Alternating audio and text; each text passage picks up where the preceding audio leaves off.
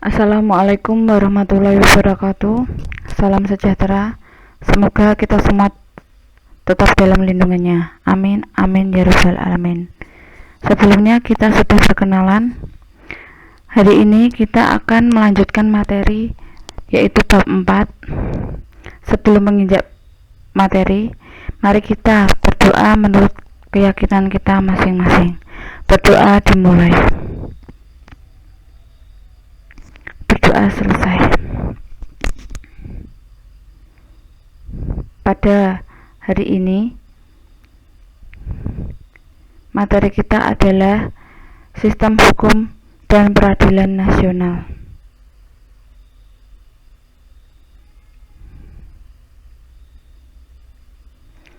Sistem hukum nasional. Pertama, hakikat hukum. Yang kedua, tata hukum nasional. Hakikat hukum. Hukum secara umum yaitu seperangkat aturan yang mengatur tingkah laku manusia dalam kehidupan bermasyarakat.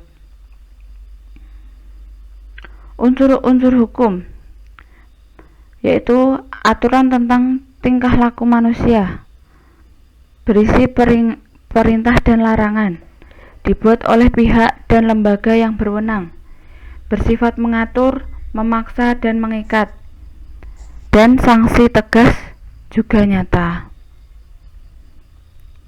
Tujuan dari hukum yaitu mencegah perilaku sewenang-wenang, menciptakan suasana damai dan tertib, memberikan kepastian hukum, dan melindungi kepentingan masyarakat.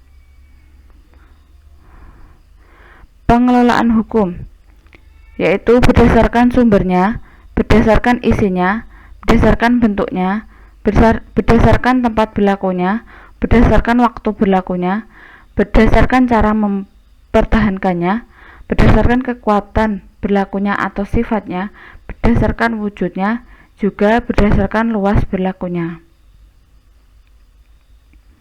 Berdasarkan sumbernya terdiri dari undang-undang, doktrin, kebiasaan, jurisprudensi, dan juga traktat. Lalu berdasarkan isinya.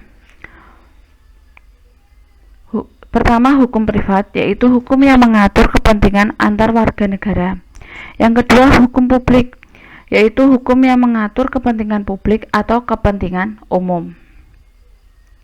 Selanjutnya adalah berdasarkan bentuknya yaitu hukum tertulis dan hukum tidak tertulis.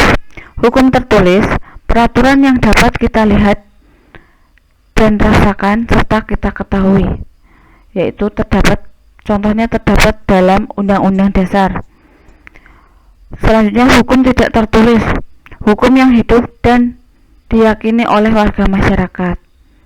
Di sini contohnya kebiasaan kita, adat istiadat yang berlaku dalam masyarakat tersebut. Berdasarkan cara mempertahankannya. Pertama, hukum material yaitu hukum yang mengatur hubungan antara anggota masyarakat. Yang kedua, hukum formal, hukum yang mengatur tata cara melaksanakan dan mempertahankan hukum material. Selanjutnya adalah berdasarkan waktu berlakunya. 1. Ius constitutum, hukum yang sedang berlaku saat ini pada suatu tempat dan waktu tertentu. Yang kedua, ius constituendum, hukum yang akan ditetapkan pada masa yang akan datang. Selanjutnya, berdasarkan tempat berlakunya. Pertama, hukum nasional yaitu hukum yang dibuat oleh negara tertentu dan hanya berlaku dalam batas-batas wilayah tertentu. Lalu, hukum internasional yaitu hukum yang mengatur hubungan antar negara.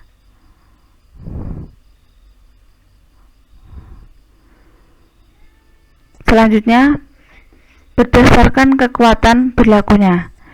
Yang pertama, hukum yang bersifat memaksa adalah aturan hukum yang dalam keadaan konkret menjadi prioritas untuk dilaksanakan. Yang kedua, hukum yang bersifat mengatur, yaitu aturan hukum yang dapat dikesampingkan para pihak yang bersangkutan. Berdasarkan wujudnya,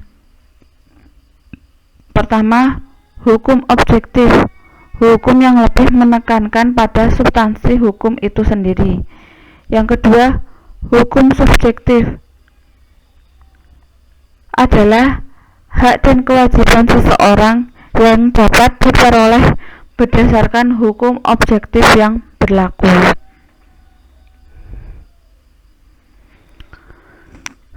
Yang selanjutnya, berdasarkan luas berlakunya, yaitu hukum umum dan hukum khusus. Hukum umum, aturan hukum yang dibuat oleh pihak dan lembaga yang berwenang. Hukum khusus adalah aturan hukum yang dibuat hanya berlaku untuk aturan hukum yang dibuat hanya berlaku untuk aspek dan golongan tertentu yang bersifat khusus.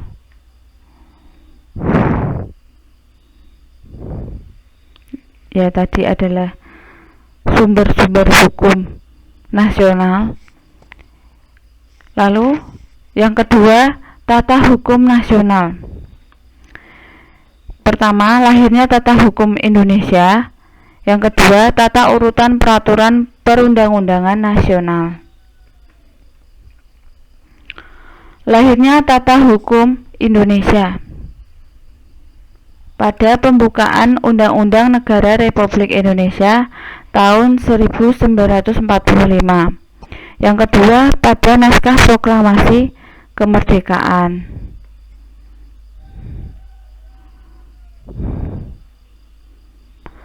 Tata urutan peraturan perundang-undangan nasional.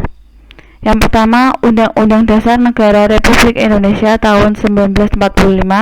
Kedua, ketetapan Majelis Permusyawaratan Rakyat. Ketiga, undang-undang atau peraturan pemerintah pengganti undang-undang. Selanjutnya, peraturan pemerintah, peraturan presiden, peraturan daerah provinsi, dan peraturan daerah kabupaten atau kota.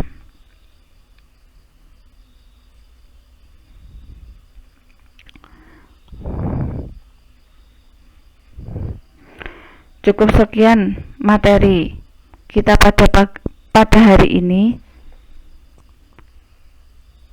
Untuk tugas, insya Allah nanti menyusul. Akhirul hal hada. Wassalamualaikum warahmatullahi wabarakatuh.